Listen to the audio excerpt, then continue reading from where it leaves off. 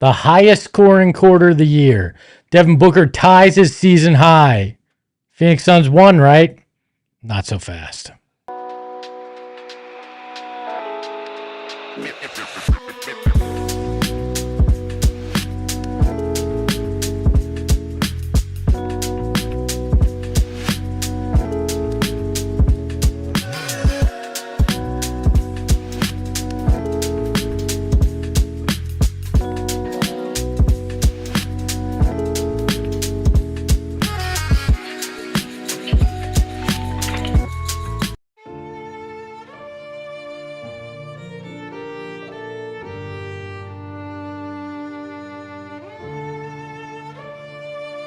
Welcome in to another PHNX Suns post-game show. I'm Espo. That is the smooth one, Gil McGregor, the freckled Mamba Ayrton behind the Mac, and we are presented by Bet365. Download the Bet365 app and use the promo code PHNX365. Deposit $10 and place a bet of $5 to get $150 in bonus bets. Must be 21 and over, physically located in Arizona.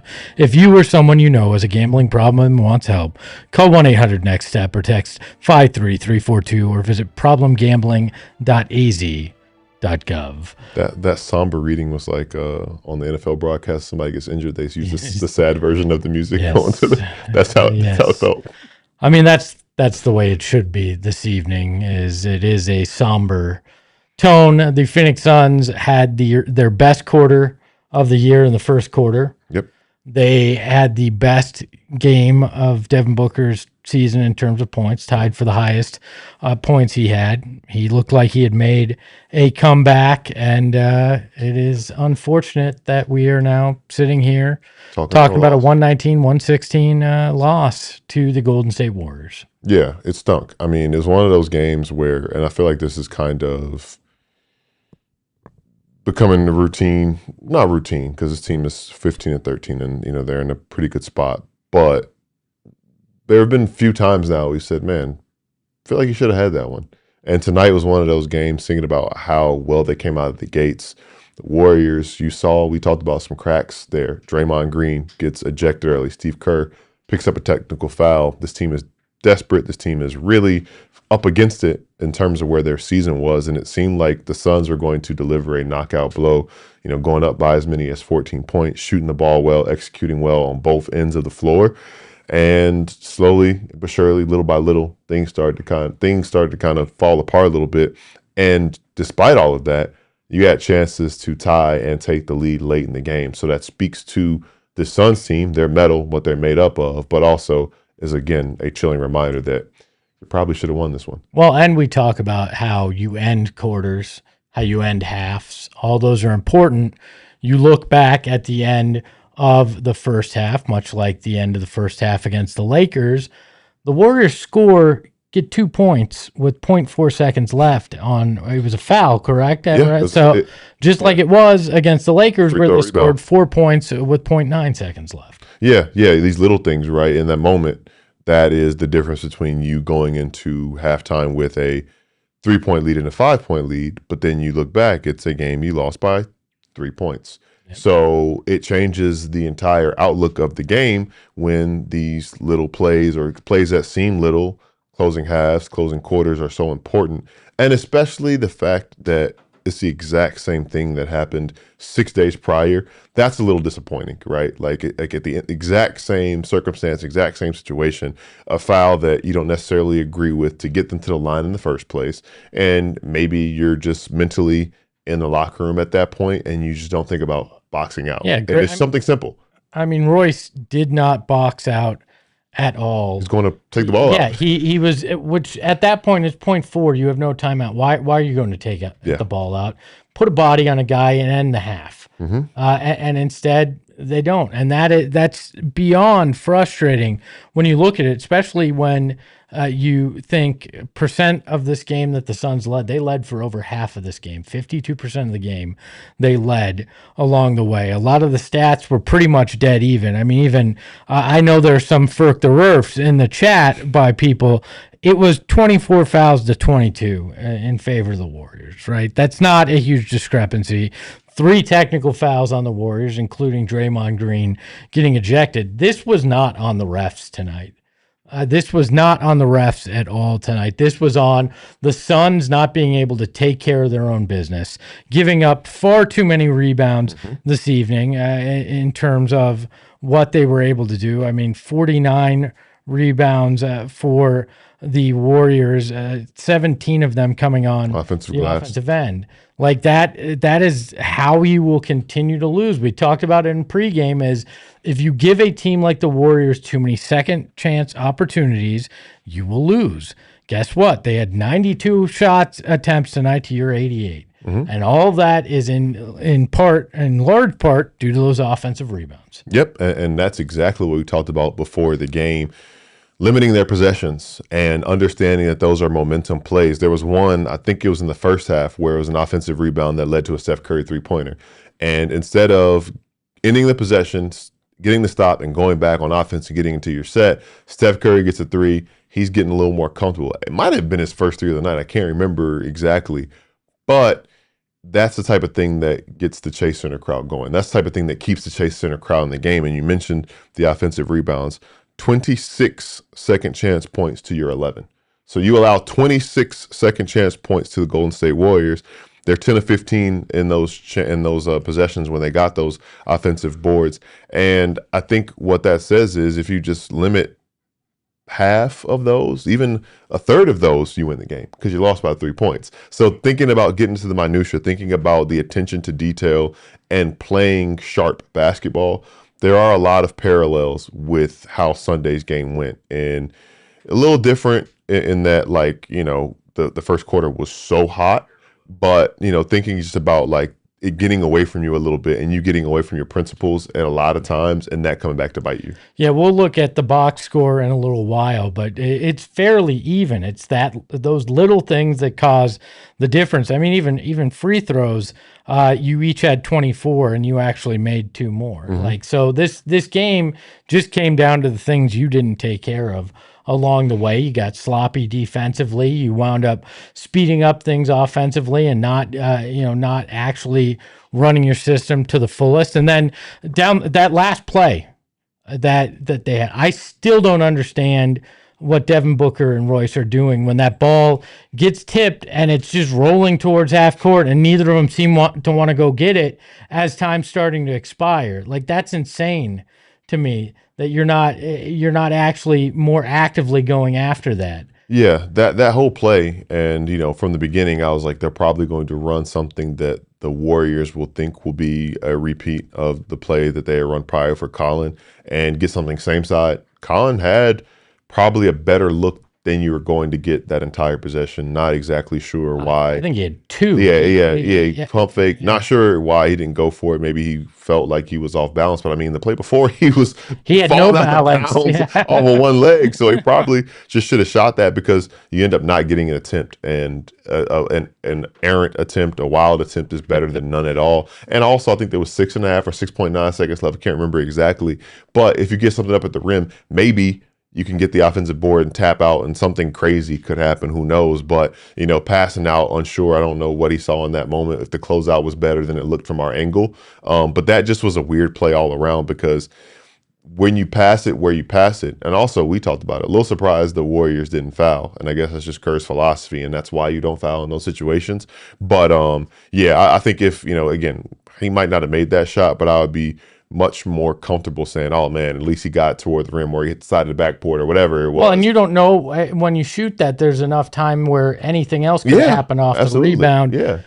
I mean, you make the point. He was so off balance on that first shot, he needed Zoloft, right? and then he had a better shot, was more set in that second opportunity. Actually had 2 looks before he kicked it and caused that weird play. But if Book goes for it and picks it up, he's going to have an ability to dribble and step into it. Instead, it's a grenade by the time he gets it, and he just has to throw it up. And I felt like that was a microcosm of the entire second half of that game, really from the second quarter on, where it was just these little sloppy things that wound up costing you along the way and costing you big. And that is going to continue to be the Achilles heel of this team. Is you are not good enough to not win on the margins. Yep. To have stupid fouls or make plays that boneheaded plays where you're not boxing out, or these little things that will come back to bite you in the end. And that is the most frustrating thing for me, because we talked about it in pregame. Or it may have been during the watch along. I don't know. We've been talking for a lot of talking 4 hours. But when you look back on a season, and if you miss the 6th seed or you miss the play-in by a game, whatever the case may be, if you miss something by 1 win, you're going to look at a game like this. You're going to look at a game like that Lakers game and go, you know what? I don't care who the opponent was. We should have won those, and we got in our own way, and that's why something hasn't happened. And now, granted, your schedule gets a lot easier, but you lose margin for error because there are going to be off nights. You're going to lose to a team that you probably shouldn't, but you lose your margin for error when you lose games like this in the Lakers game. Yeah, and that's something that Steven says all the time, and I think we all say it, controlling the controllables, right? Yep. When your shot's not falling, and it was falling in the first quarter, it wasn't falling after that. Are you still executing? Are you still sticking to your principles defensively? Are you still boxing out? It doesn't matter if you are shooting 75% from the field or 25% from the field. You can always box out. Are you defending? Are you executing crisp on the offensive end? Because the thing about it is kind of like that I'm not mad at you, I'm disappointed thing. And it's like I said, my dad taught me that one real well. Yeah, it's like, because we saw them execute an inbound play very well for Colin Gillespie the play before. So we know you're capable of doing it. It's not like, oh, we don't know how, we're young, all of these things. No, we know what you're capable of doing. And I think that seeing them not execute well or not stick to their principles, to give up 4 offensive rebounds to Gary Payton II, right? Mm-hmm. To do things like that, 3 offensive rebounds to Trace Jackson Davis. That's what's frustrating. Guy Santos those points. Comes in cold. I said it. I said, Guy Santos hasn't played all game, and Steve Kerr's it's my fault. I'll take 25% of the blame. The other 75% goes to you guys because Guy Santos comes in cold all game, plays 6.5 minutes, 5 points, 3 rebounds, 2 offensive rebounds. And all Steve Kerr seemed to have told him was go out there and play hard. Yeah. And he did it, and it worked. And again, another small thing in the margins, difference in the game. Those 5 points right there. From a guy that had no business doing it, those 2 offensive rebounds to create second chance opportunities. And again, you lose on the margins just because of those kind of things. And a game 2 steals too. One. Yeah. And one of the steals, was that the Oso pass? Yes. No, but yeah. I think it was. I don't know if it was Guy Santos stole it or not, but there was the Oso pass that it was just not really like, and that's a small thing that, I'm not even here to pick on him specifically, which I know a lot of people in the chat got me covered with picking on him. But those are small things that, like, it doesn't matter if this is your first ever NBA game or, game, whatever this is for him, you just be crisp, right? Like, you worked hard to get a stop defensively. Pass the ball, make eye contact with the guy you're passing the ball to, and deliver it to him. Don't think that just because you got the ball, this other team is taking it off and going back on defense, because the Suns do the same stuff. They get steals in the backcourt. So you should know that teams do this, but for some reason, outplaying teams or playing harder than some teams makes them sometimes think that teams are just going to fold and back down. This is a desperate Warriors team. We saw them play with desperation in Spurs tonight. Well, and you look at it, Oso must have forgot what year it was. He must have thought this was the 24-25 Suns, because that was the kind of pass that they made last year. Lazy, not inspired, not paying attention to where the defender is, and that's a problem. I was going to save Oso, but since we cracked open this can, I don't think you can say that they played Oso too much tonight when you saw what the Warriors were doing to Mark Williams. Yeah.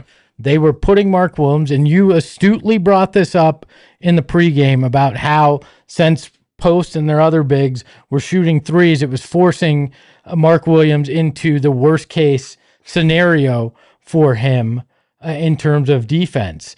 And it played out again that way today, where he was stuck on the perimeter, and it was causing them all sort of problems in the post early on in the key, and then also just causing mismatch issues. So they had to turn to Oso because Nick Richards is going to have those same issues and play worse. Oso was the one guy that could actually play in this style of game that you have at big. And if anybody says, come on, Malawatch, you and I can have a discussion after the show. Not the answer right now. And so you're almost forced into it. And at that point, you have to accept some of those mistakes that he's going to make because he's your best switchable option from a center perspective. And he, in terms of being able to do some of the things offensively that they're forcing you into, you kind of have to live with that as well. This is why I still think you need another option at center that can do some of these, be switchable or be a threat offensively from outside to force that kind of an issue for other teams as well. Exactly. And we talked about this on Thursday because Oso had 13 boards and did a lot of good things mixed in with the bad. You could probably say is pretty similar, just resulted in a win 2 nights ago, but the good and the bad were probably pretty similar for him both games, both nights. And yeah, not being able to turn to anybody else or have another option showed itself. And early on, Mark was pretty impactful. Had 2 dunks. He had 4 points all game. There were 2 dunks, and he had to create this one miss was the alley oop that was, I don't even know how he was able to get a hand on it. That was thrown in. Yeah, that's a tough to call a miss on. Yeah, it was tough. He tried to make something happen, but I would have liked to maybe see him get some more time. It was 18 minutes for him tonight, and early on, I think they found some ways to get him involved because we talked about him as a screener. We talked about him rolling off of playing, which they kind of got away from. A lot of Book posts up early, a lot of Dillon Brooks posts ups early. And what was happening was because of those size advantages on the block that the Suns had, they were sending Quentin Post over there to double or to try to just make that person posting up feel somebody else. And they made a couple good passes to Mark Williams. He dove and cut at the right time. So wasn't able to see more of that as the game goes on. It was very much a chess match in the styles and the matchups, and the Warriors kind of won that as far as that goes and playing Mark Williams off the court. So moving forward, it'll be interesting to see if other teams try to employ something similar. Obviously, teams don't necessarily have the firepower like a Steph Curry brings to you, but I do think about, I mentioned before the game, a Chet Holmgren, other perimeter-oriented bigs, and teams who have different kinds of bigs might try to go more to the perimeter-oriented bigs against the Suns if that's the key to kind of neutralize Mark Williams. Well, can you walk us through it, though? Why does that become such a problem for Mark, in particular defensively? Obviously, offensively, they couldn't keep him going. They went away from it. But defensively, why does it create such a problem? And is there a way strategically that you could change that, or is this just a byproduct of when you have a shooting big, this is just where Mark's going to wind up? Yeah, I think the big thing to kind of explain it, and think about Mark Williams and when he's at his best defensively, he's the second line of defense. And we talk so much about how the Suns defense can be more aggressive at the point of attack and on the perimeter because they know Mark is behind you. Well, now the guy Mark is matched up with is a capable three-point shooter, sometimes a potent three-point shooter.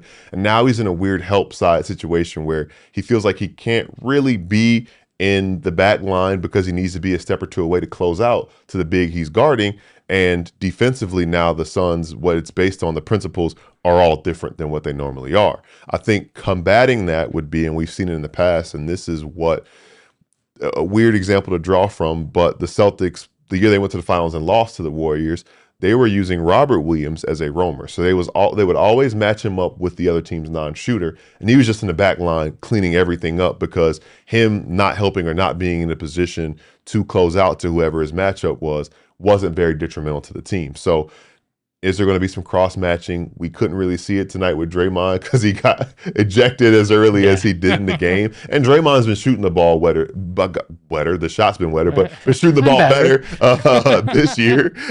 So thinking about that, but I think like maybe lining him up with some non-shooters could help, or just saying, look, similar to Thursday and tonight, Quentin Post was 1 for 6 from 3. So let him shoot. We'll live with Quentin Post being the guy that shoots the ball from the perimeter instead of Steph Curry or Moses Moody or Brandon Pajemski. We'll live with that, and maybe that's what you end up having to concede. So, we're not going to see teams stop doing that. They're going to continue to do that and try to make Mark Williams uncomfortable. But I think it happens at varying degrees, especially just based on that big man and their strengths. Yeah, and this is why I think they'll make a trade in the future. Kaman Malawach is likely that guy, but I think we've seen that he's not ready to do it at a level that you need, and you also can't. If you're having frustration with Oso, I think you'd have frustration with a rookie that really is raw and isn't quite ready for those moments. So I think they're going to have to make a move in terms of that and try to figure it out before the deadline, and maybe even sooner than that, so you don't start losing more games like this if teams start actually making that a bigger issue for them by playing shooting bigs. On the other side of this break, we are going to give you our blue collar boy, our dude of the night, and so much more right after this. Pure Edibles. If you are kind of curious, this is a group that you're going to want to, take a look at, because they have unbelievable, edibles that have CBN, CBG, CBD, and derived from THC. So you're going to want that. But the best part of it is, if you don't know a lot when it comes to edibles, they tell you right on the tin exactly what the effects will be and what to expect, which I can tell you, my first time, I didn't know that. Wasn't sure, and I went on for a little ride. And you want to know, especially if you're new in it, what exactly is coming up when you take a gummy. But they're like a candy. They actually are a candy company that makes THC gummies, so it's going to taste good. They've got kicks, they're like their Starburst, so many other things. So go find yourself some Pure Edible products from one of the over 130 dispensaries across Arizona. You won't regret it. And Arizona Lottery, I got to tell you, I picked up one of their holiday scratchers. We've read this ad so many times. Peppermint? Yeah, I didn't get the peppermint one. I was wearing my cologne. I was wearing my cologne already. I didn't need to smell like peppermint. Fair. I haven't gone holiday shopping yet, though, so I might need to go buy some of them as stocking stuffers. But I scratched it off. I want $10. So I'll take it. Rich man. I'll take it. Hey, watch out. Better than some of my picks and other things. Right now, you can play holiday tickets from the Arizona Lottery to fill your stocking with cash. There are 6 festive scratchers right now that are available, including Cash Countdown, which has prizes up to $250,000, better known as $250,000, and Candy Cane Cash, which smells like peppermint. So love the play and spread holiday cheer with holiday scratchers from the Arizona Lottery. Play and gift today, and hopefully win today like I did. All right, we are back, and it is time to take a look at the box score, the By the Numbers, brought to you by our friends at Desert Financial Credit Union. And, they were named #1 credit union by Forbes. And I gotta say, I told you in that first segment, you look at it and you go, this is a fairly even game. And then you get to the rebounds. Suns shot 47.7%, 42 of 88. Warriors 45.7%, 42 of 92. So even though you gave up more shots, you wound up hitting the same number of them. 3-pointers is a big reason, though. You wound up only hitting 12 of 35 for 34%. Now, the Warriors only shot 34%, but there were 17 of 49, and we know that's where this team is so dangerous. Free throws even, 24 for each team. Suns hit 20, and Warriors hit 18, and then you see the rebounding, and the record scratches, and it's 49 to 34. We said 17 offensive rebounds. for this team. And you can't do that, especially when a lot of those second chance points turn into 3-pointers. And then the math ain't mathing for you. And then, not surprisingly, with how mucked up the game got in the second and third and fourth quarters, 29 assists for the Warriors to only 23 for the Suns. And we know when they don't cross that 30 threshold, a lot of times it's a bad evening for them. Yeah. I'll start with the rebounding numbers because we talked a little bit about the offensive boards, but I don't know if you've looked and how well you've studied the box score, but do you know who the Warriors' leading rebounder was tonight? Was it Gary Payton the second? He was second with 8. Okay, I do not know that. Steph Curry with 9. You let Steph Curry get 9 rebounds. So he also was that's the game high, 9 rebounds from Steph Curry.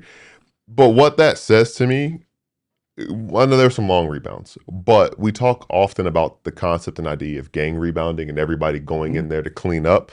And we've seen it sometimes this year with the Suns, with guards coming back in and cleaning up. And that shows what the Warriors were doing on the glass tonight. Gary Payton II, as you said, had 8 boards off the bench, 4 offensive, but also had 4 defensive rebounds. And, Brandon Podziemski rebounded a little bit. So these guys, Will Richard had that offensive board and 20 points for him off the bench. And it was so funny because Steve Kerr was like, yeah, I'm not playing him because he's a rookie. And he messaged her loud and clear because Will Richard came in. And I'm sure he'll be in the rotation for the next couple weeks now with that. But the gang rebounding from the Warriors was definitely a team effort for everybody across the board. And for Steph Curry to have a game-high 9 boards just speaks to what they were trying to do on the glass. The other thing I was going to point out, you talked about the shooting percentages, and we talked about how hot the Suns were to start the game. 17 of 24 from the field, 6 of 10 from 3.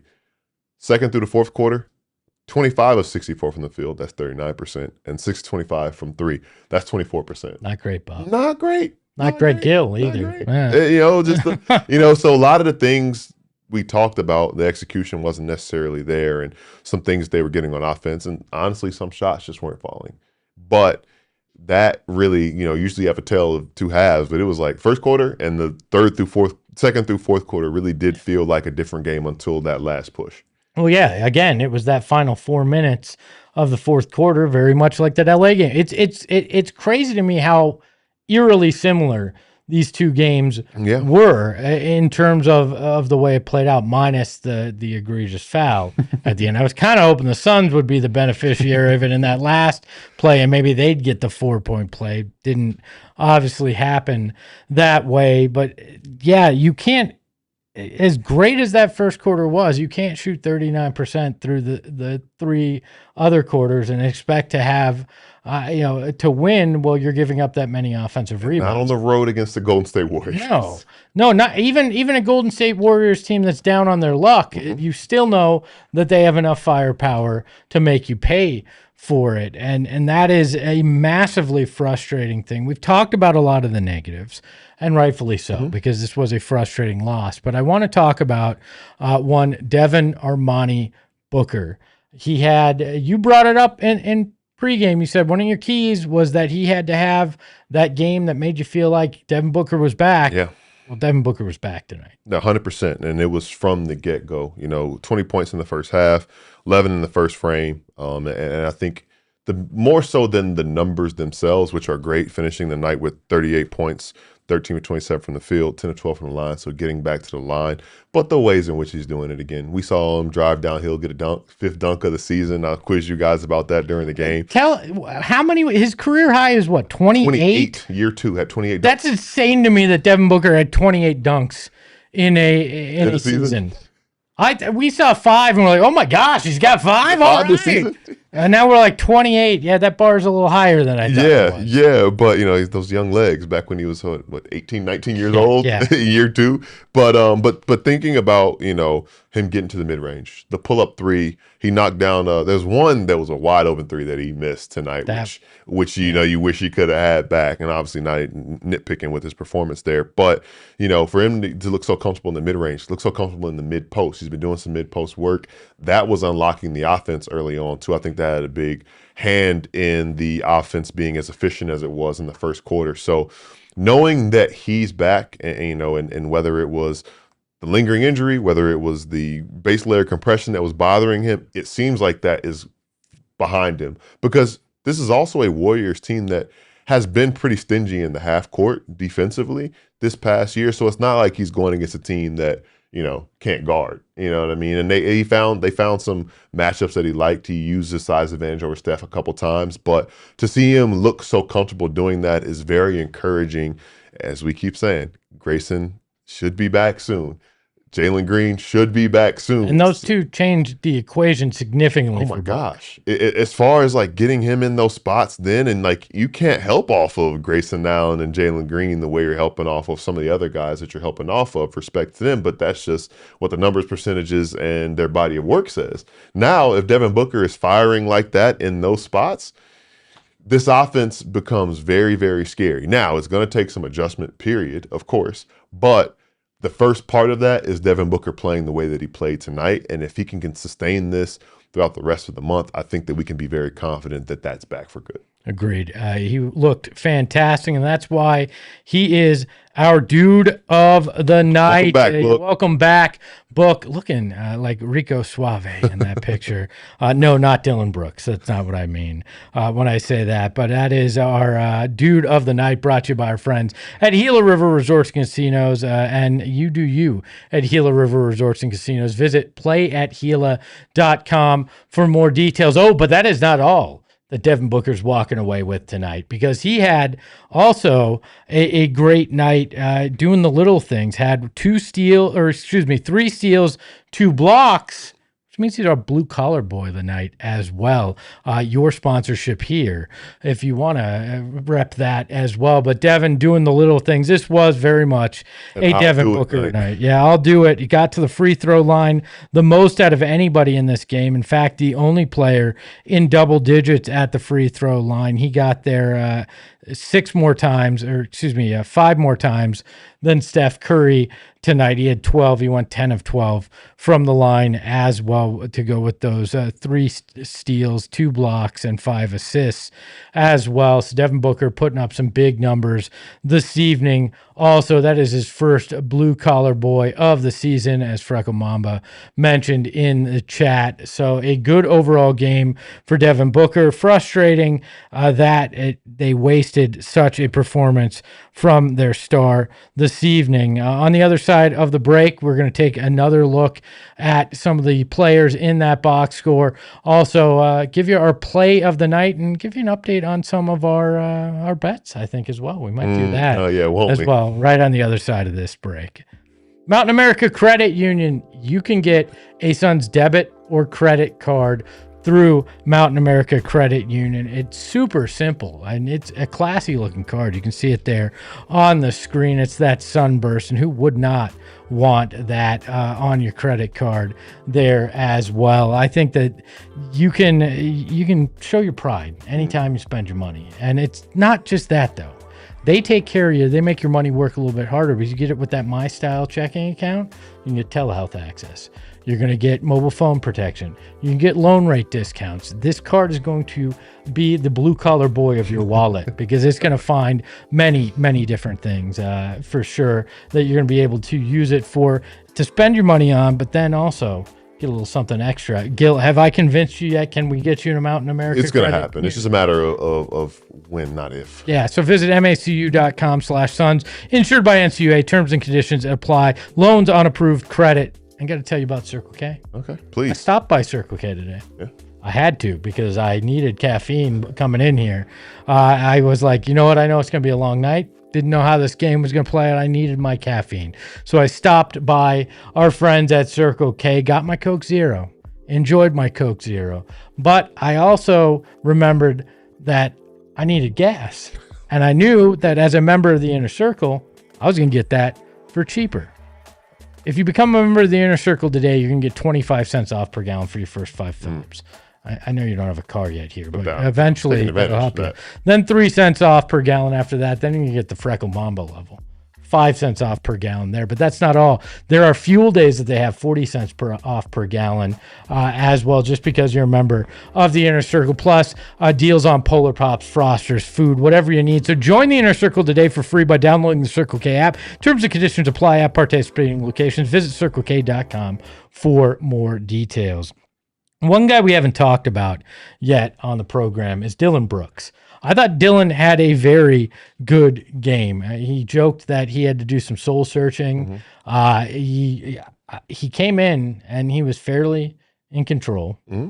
He didn't have too many moments where you went, what in the world are you doing?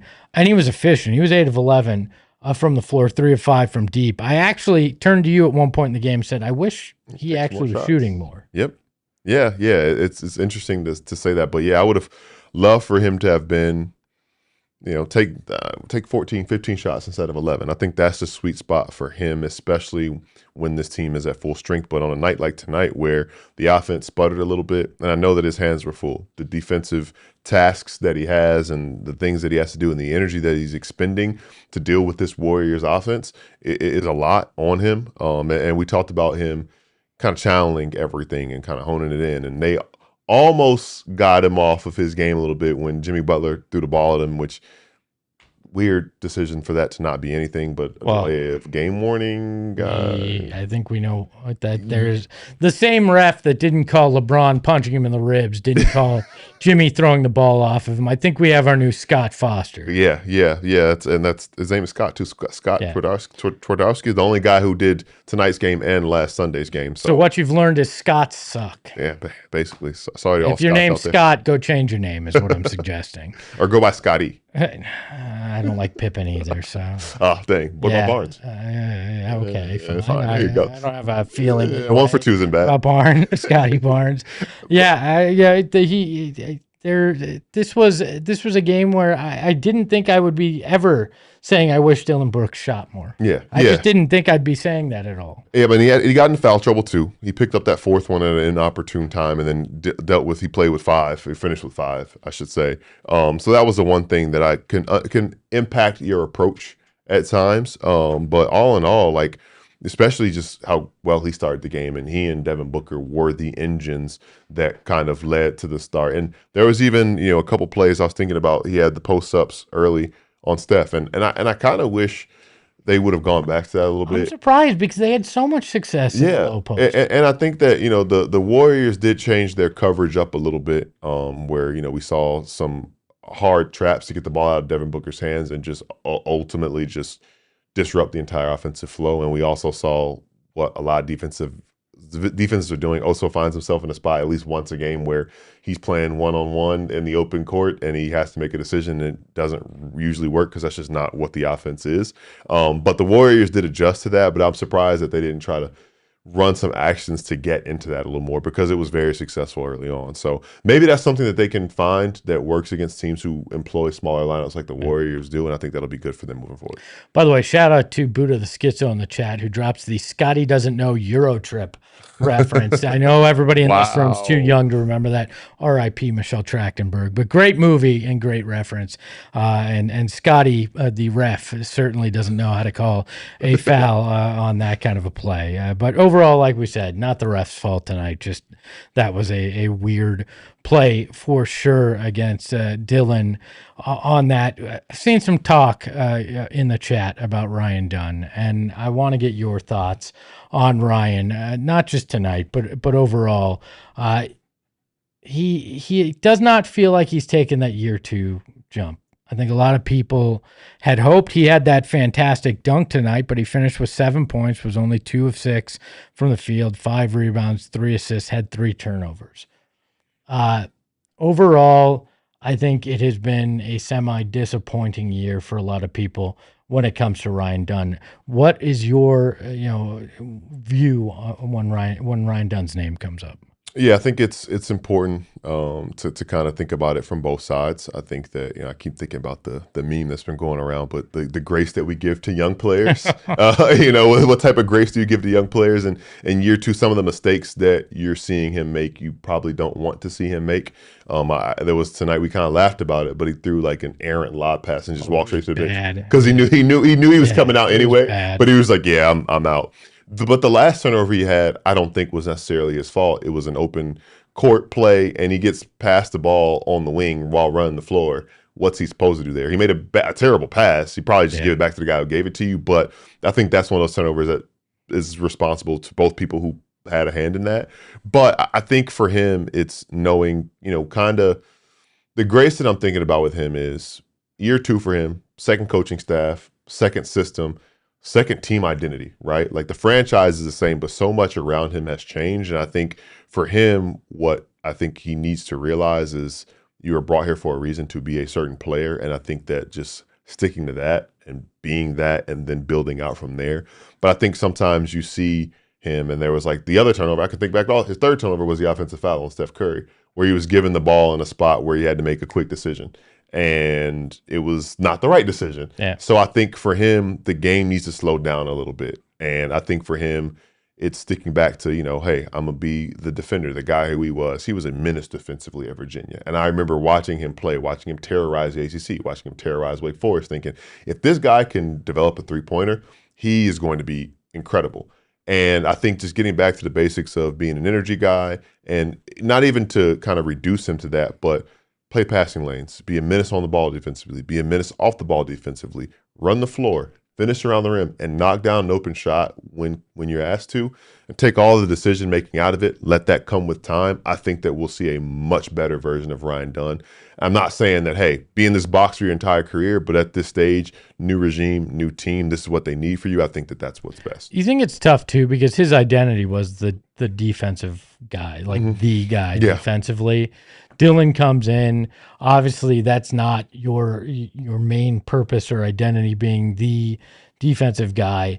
That's got to be a bit of an adjustment too. Not making an excuse for a guy, but just thinking about as a second-year guy, your role changes in that way as well. And he starts the year. Started some last year, back to the bench.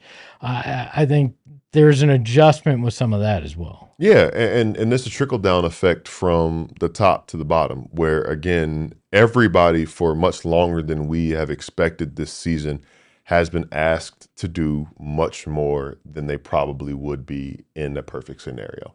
And that doesn't change for the people at the top of the food chain, right? Devin Booker has to be Devin Booker. Maybe it's a little bit harder to be Devin Booker when you're getting more attention.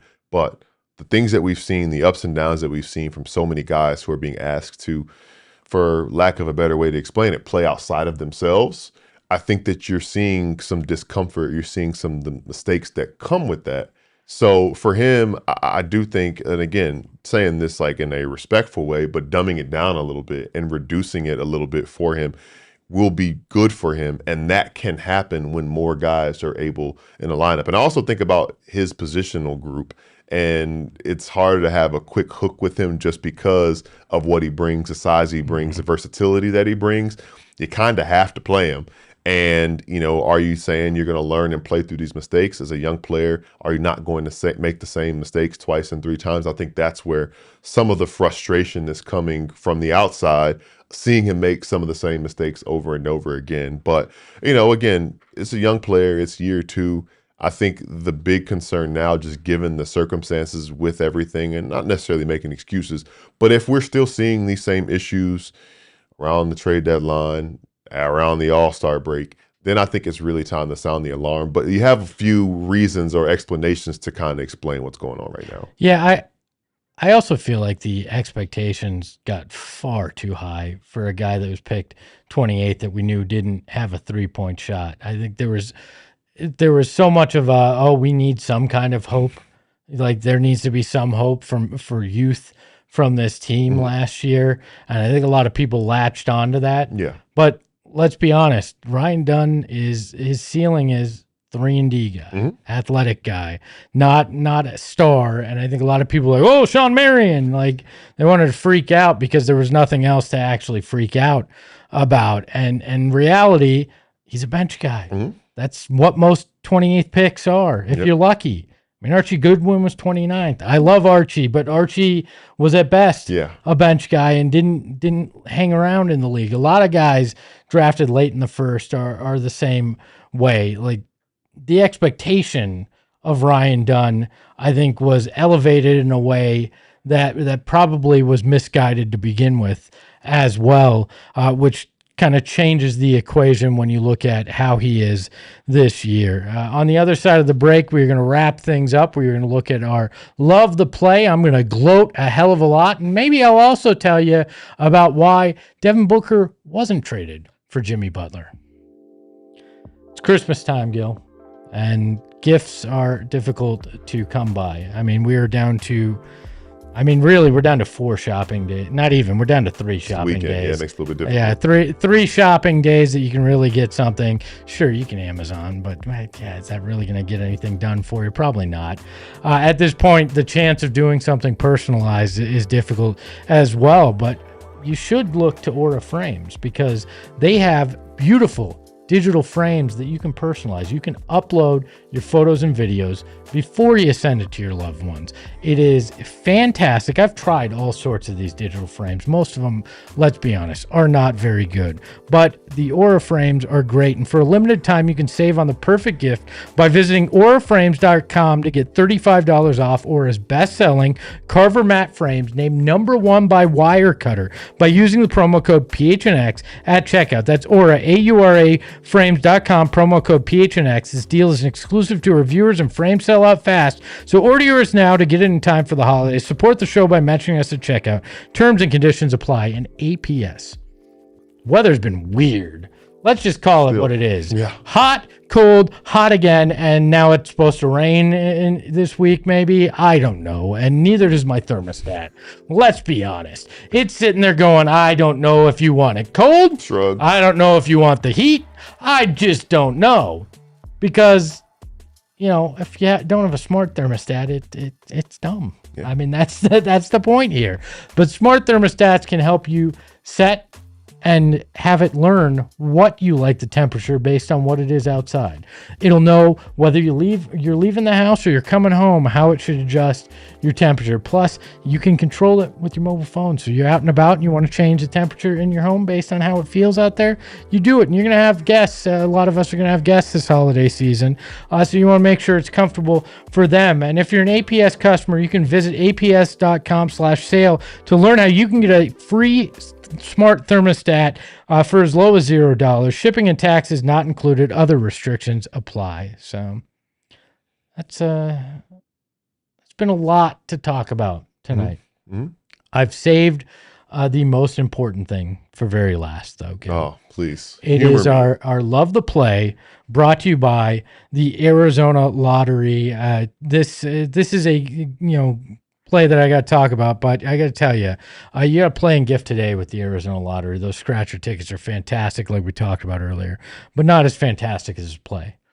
Colin Gillespie hitting that 3, off balance, 1 foot, Rex Chapman-esque to cut the lead to 1 with a little over 5 seconds left in that game. But that is not all that play did. What did it do? That is not all. Tell me more. It got me off the schneid, right? It got me off the losing in terms of bets. I hit my bet with that shot. It was Devin Booker over 30 points. It was Dillon Brooks over 20 points. It was Colin Gillespie 15 or more points. And it was the Suns +6. I hit my bet on that shot. $180 go in the bank, and I am right behind Ayrton, and I am ahead of Eric. He may not ever come back out of shame that I've passed him in our betting competition. Were you all in the positives now? No. Ayrton dropped. Did Ayrton win tonight? Ayrton won tonight. Yeah. No, I'm still in the negative then. So I'm not ahead of Ayrton. I'm at -20. Okay. I won 180, and there you go. I was at -200. Okay. So I'm back in the game. I lost again. That's what I get for putting Quentin Post in there. But you're still I'm still there. But that shot, forget how it ended. Yeah. I mean, it would have been nice if he did it twice in a row. But that shot in and of itself was unbelievable. That was cold. The fact that, I mean, his momentum's carrying him out of bounds. He is off bounds. He's on one foot. And as he's falling out of bounds, off the catch from a pass out of bounds on the other side of the court, he hits it. And not for nothing, he had just missed a three-pointer from the exact same spot where he was actually more squared up. Oh, yeah, and he was wide open. Wide open. Yeah. And for him to make that one, the next have a short memory, come back and make that shot, I think is big to show that the team trusts him in that position, in that spot. That just shows the growth. You know, I don't think that it would have been a surprise if I had told you that 2 weeks ago, but if I had told you in the offseason, like, hey, high leverage situations, Suns going to be running plays for Colin Gillespie late game, you'd be like, wow, I'm okay, sure. I would have been like, oh, so they're like 2 and 30 something? They're 2 and 26? Yeah. Wow, all right, who's hurt? Yeah, but like for him to do that when, you know, they could have given the ball to Devin Booker, given the ball, you know, to Dillon Brooks or wherever it was in that moment or that circumstance. I think, again, that speaks to the development of him, the belief in him, the way that I say confidence being a revolving door. Coach Ott and the staff believing in him and him believing in himself because they believe in him to give him the ball in that spot. That speaks a lot to just what's going on with the locker room. And I think when you think about closing games and clutch situations, how many guys on the court do you have that you trust to make a play for you? And thinking about the bigger picture with that, and who's your closing lineup, we don't know. We have to see how they play together. But an opportunity where there's a closing lineup of Brooks, Gillespie, Booker, Jalen Green, and insert big stretch person, whatever, there. Yeah. You have multiple guys who you trust to take and make the shot down the stretch. It makes defenses have to work that much harder to make you uncomfortable or guard you. Well, it's going to be interesting, too. How does he impact that bench unit? How does that help? We've talked about that. No Grayson tonight as well, which I think we briefly mentioned, but that is a big factor as well, big part of your offense, a guy that's taken some of the pressure off of Devin Booker having to be a ball handler. There are a lot of factors tonight that you can look at and go, okay, I feel all right. This is a game you should have won, but there's so many more things that could wind up in your favor coming up later this month if Jalen Green can come back. I was kind of hoping it would be the 23rd for the Lakers game. I'm guessing not because we haven't seen that designation change to day yet. It's probably looking towards the end of the month, if not the beginning of January, to get him back. But that a lot of things that could change. Any final thoughts on tonight's game? I got a couple things I want to do before we get out of here. Yeah, I was going to say, not for nothing, I will say something about that play.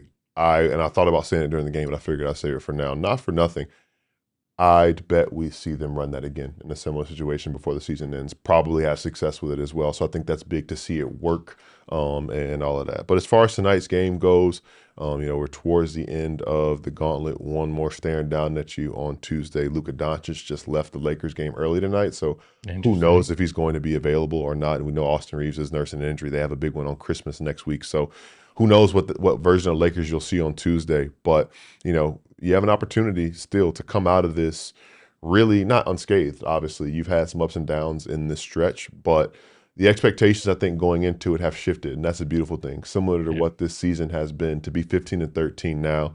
Wish you would have had this game. I think that looking back, you think you should have had this game. Should have had the Lakers game. Should have had the Lakers game. Against, over 5. Exactly. So, but I think that's a good thing because I think that reflects again on this team and the expectations, the reasonable expectations we have of this team that they should have taken care of business tonight, or that they could have taken care of business tonight and gotten this win. Yeah, you weren't here yet, but before this gauntlet of a stretch started, we were talking about it because everybody around the NBA was like, "This is it. This is where we write off the Phoenix Suns.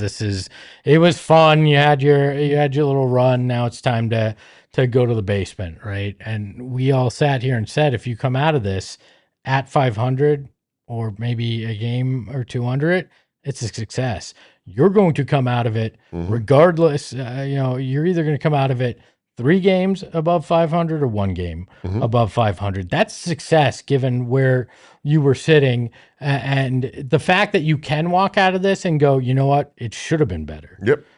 We should have had more wins. If you can come out of that as a team, that is a win in my mind, because you could have performed even better than what you would hope the best case scenario likely was going to be during this stretch. And now you're going to get a reprieve. Now you got to prove you can do it on nights that it's not easy to get up for, when it's not a Western Conference opponent. You're playing some second-class Eastern Conference team or a third-class Western Conference team like they've won 4 straight. They've won 4 straight. Still, it's New Orleans. So that is that's the reality of it. Hit the like button. Appreciate everybody in the chat tonight. Why don't we take a look at our super chats before we do a little story time, and I explain to you how Devin Booker wasn't really that close to being traded for Jimmy Butler. Hoosman says, $2 super chat says, one thing to say, rebound the dang ball. Yeah, they did not do that on in any way, shape, or form tonight and cost them dearly, giving up those 17 offensive rebounds. Buddha the Schizo in 199 super chat. All I want for Xmas is the Suns at full strength. I think you might have to wait a few days after Christmas, but at least we're getting closer to that. Yeah, that is true. When when somebody in your family forgets to send the card and you get it a few days later, it's a nice little surprise. Yeah, exactly. The mailbox. Riddle says, any updates on Jalen Green? They are supposed to reevaluate him shortly. We have not heard anything other than he's been working out. It does not sound like there's been any setbacks, but no official word on what they're looking at there. Riddle also with the 199 super chat says trade Oso and Dunn for Sabonis. I don't think the Kings would do that. I can't imagine. Plus, you'd obviously have to find salary filler in there as well. And then last one from Riddle. The Suns could trade Ryan Dunn and Oso Ighodaro for Dorian Finney-Smith or Bruce Brown to add defense toughness. Bruce Brown ain't going anywhere. Yeah. The Nuggets aren't trading him. And I'm not sure that gets it done for Dorian Finney-Smith either. Yeah, and also, I mean, you're taking a big risk after dealing with somebody who hasn't played all year, basically with injury. Trade for another guy who hasn't played all year for injury. Then we'd have to be answering, when's Dorian Finney-Smith coming back? Any update on Dorian Finney-Smith? So, and isn't he a Rocket? Yeah. Yeah. So why do the Rockets want 2 younger guys when they're all in? Yep. Dorian Finney-Smith actually is going to help them more. Nashie says Sabonis is too expensive. I agree, and I don't think he really changes. Like, you're going to start him over Mark Williams? You're going to start him next to Mark Williams? I don't know that makes any sense for what you're trying to do here. So Buddha the Schizo says, I got to say, promised myself I wouldn't get riled up this season. I broke my promises so many times already. I understand that as well. It's called being a fan. I will get into this more later in the week. I'm going to do a VOD on this, but we saw former Suns coach Earl Watson on a Bucks podcast, actually the Bucks team podcast. The Here District. The Here District on Bucks Audio Plus, I believe it's called. Everybody's got to add a plus to it. Maybe I'll just start PHNX Plus. God knows what we'll put on it. But we'll figure it out. Earl Watson claiming that in 2027, prior to the trade, or did I say 20? In the future, 2017, in February of 2017, prior to the trade deadline, they played